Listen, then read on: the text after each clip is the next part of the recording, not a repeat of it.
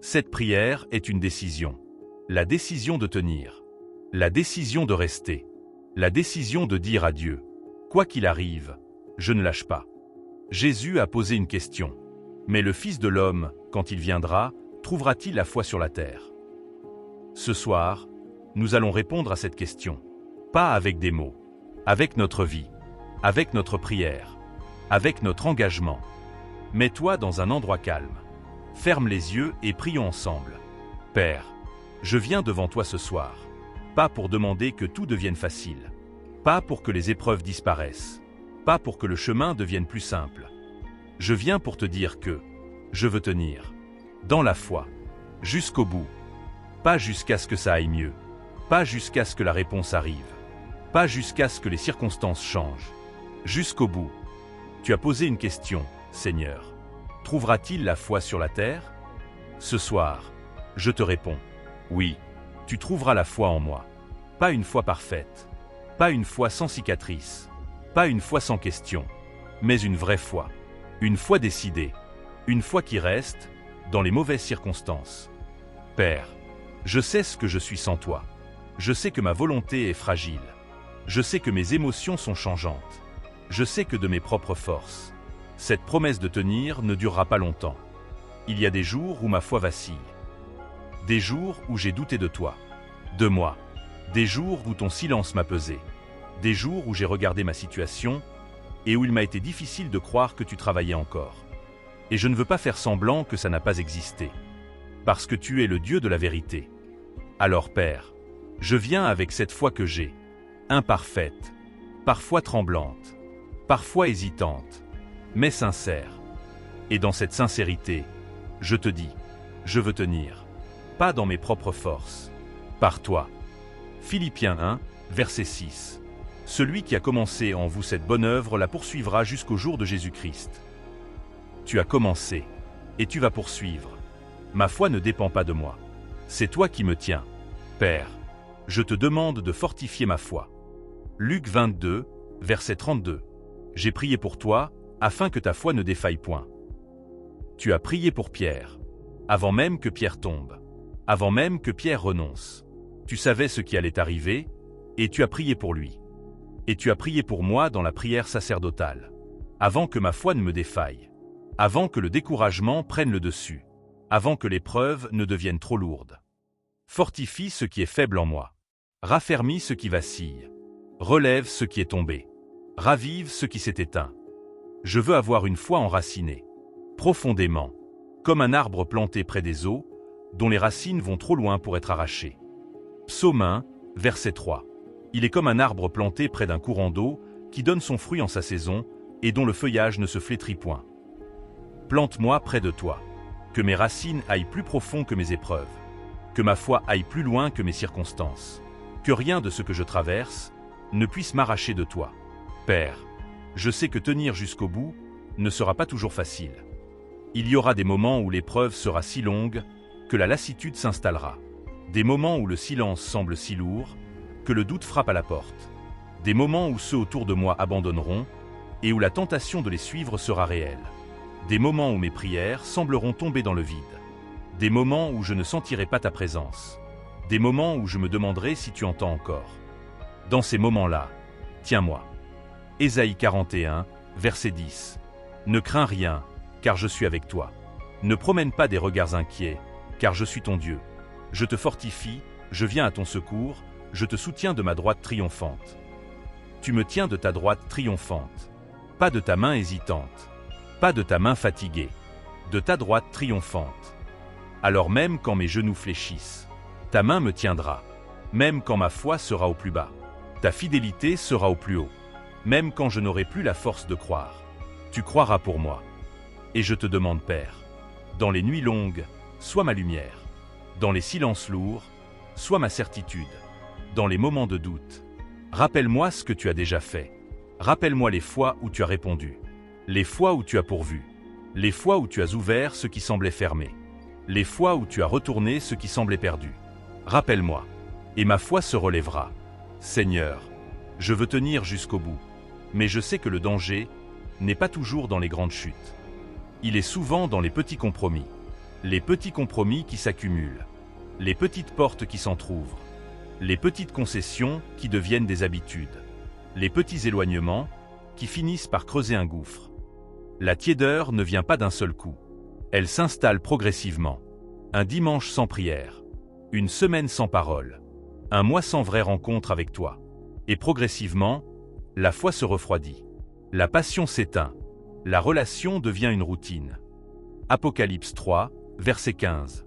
Je connais tes œuvres. Je sais que tu n'es ni froid ni bouillant. Je ne veux pas être tiède. Père, garde-moi de la tiédeur. Garde-moi de la religion sans la relation. Garde-moi des gestes sans le cœur. Garde-moi des paroles sans conviction. Garde-moi de tout ce qui ressemble à la foi, mais qui n'en est pas. Et si la tiédeur s'est déjà installée dans certains endroits de ma vie, brûle-la, rallume le feu. Un feu pour ta parole, un feu pour ta présence, un feu pour ta volonté, un feu qui ne s'éteindra plus. 1 Corinthiens 10, verset 12. Ainsi donc, que celui qui croit être debout prenne garde de tomber. Je prends garde ce soir, et je te demande de me garder. Père, il y a quelque chose que je veux te demander très spécifiquement. Dans les moments difficiles, ne me laisse pas te maudire. Ne me laisse pas regretter d'avoir marché dans ta volonté. Ne me laisse pas penser que tu tardes à intervenir par indifférence. Ne me laisse pas confondre ton silence pendant que tu travailles avec ton absence. Ne me laisse pas croire que j'aurais mieux réussi sans toi. Parce que ces pensées viendront. L'ennemi les enverra. La douleur les produira. La fatigue les amplifiera. Mais Père, que ton esprit en moi soit plus fort que ces pensées. Romains 8, verset 28. Nous savons, du reste, que toute chose concourt au bien de ceux qui aiment Dieu. Toutes choses. Pas seulement les bonnes choses. Pas seulement les jours de bénédiction. Pas seulement les moments où je te sens près de moi. Toutes choses. Y compris l'épreuve. Y compris le retard. Y compris ce que je ne comprends pas. Aide-moi à croire ça. Même quand ça ne ressemble pas à du bien. Même quand ça fait mal. Même quand je ne sais pas comment tu peux faire sortir quelque chose de bien de cette situation. Aide-moi à croire que tu es en train de travailler. Même dans le silence. Même dans l'invisible. Même dans ce que je ne vois pas encore. Au nom de Jésus, je prends position. 1 Pierre 5, verset 8. Soyez sobres et veillez. Votre adversaire, le diable, rôde comme un lion rugissant, cherchant qui il dévorera. Il rôde. Il cherche. Il attend le moment de faiblesse. Il guette l'instant de découragement. Il espère que ma foi sera à son plus bas, pour frapper. Mais je lui réponds. Tu ne prendras pas ma foi. Ma foi ne t'appartient pas. Et elle ne t'appartiendra jamais. Éphésiens 6, verset 16. Par-dessus tout, prenez le bouclier de la foi, avec lequel vous pourrez éteindre tous les traits enflammés du malin. Je prends le bouclier de la foi en ce moment. Je le lève contre chaque flèche de découragement. Je le lève contre chaque flèche de doute. Je le lève contre chaque flèche de désespoir.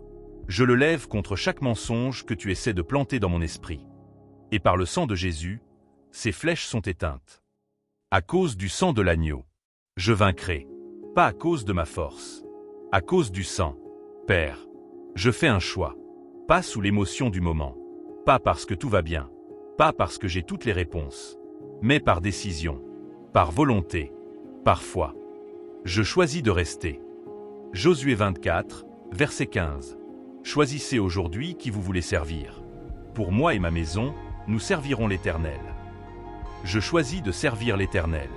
Aujourd'hui, demain, dans la bénédiction comme dans l'épreuve, dans la joie comme dans les larmes, dans la réponse comme dans l'attente, dans la santé comme dans la maladie, dans l'abondance comme dans le manque. Dans toutes les saisons, je reste. Même si ceux autour de moi abandonnent. Je reste. Même si les circonstances me disent de partir. Je reste. Même si je ne comprends pas ce que tu fais. Je reste. Même si la nuit est longue. Je reste. Même si les réponses tardent. Je reste. Jean 6, verset 68. Seigneur, à qui irions-nous? Tu as les paroles de la vie éternelle. À qui irai-je? Il n'y a nulle part ailleurs où aller. Il n'y a personne d'autre qui peut faire ce que tu fais. Il n'y a aucune autre source de vie. Il n'y a aucune autre source de paix. Il n'y a aucune autre source de force. Seulement toi. Alors je reste. Père, en ce moment, je fais des déclarations. Pas des souhaits, Des déclarations de foi. Je déclare que je tiendrai dans la foi.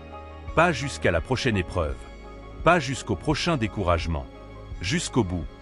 Je déclare que ma foi est plus forte que mes épreuves. Parce que ma foi repose sur Dieu. Et il est plus grand que tout ce que j'affronte.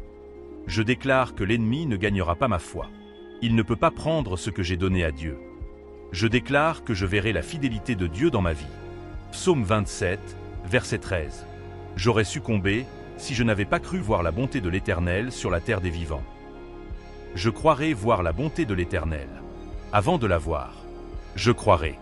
Et parce que je croirai, je la verrai. Je déclare que ma fin sera meilleure que mon début.